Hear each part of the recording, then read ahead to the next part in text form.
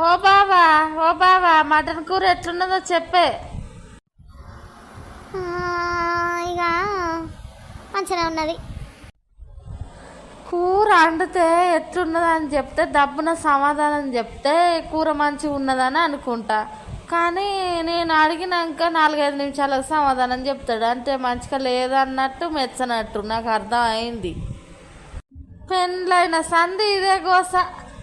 ఏమైనా కూర వండితే అసలు మెచ్చడు.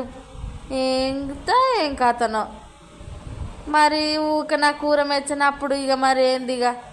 ఏమైనా ఎంత మంచిగా కూర వండని నువ్వు మా అమ్మ కంటే మంచిగా ఏం వండవా నువ్వు కనబట్టి ఏం చేద్దును. అట్లా కాదు బంగారి, అట్లా ఏమంటలేను, మస్తు ఆడుతావు. ఇక సాలుగంతి కవర్ చేసినందుకు నీ సప్పుడు సరి చేయనోడా. ఏమైనా సప్పుడు చేయవు సరి చేయవు. ఏంది నన్ను గిట్ల గోసపుచ్చుకుంటావు.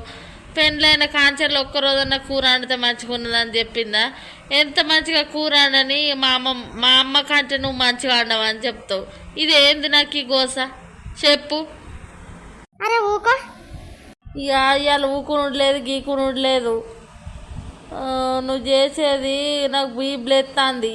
నువ్వు నిజం ఏదన్నా ఉంటే నిజం ముఖం ముందట చెప్పు, కానీ గిట్లా చేయొద్దు.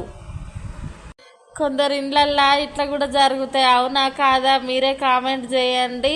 మరిన్ని వీడియోస్ కోసం మా ఛానల్ని లైక్ చేయండి, షేర్ చేయండి, సబ్స్క్రైబ్ చేసుకోండి.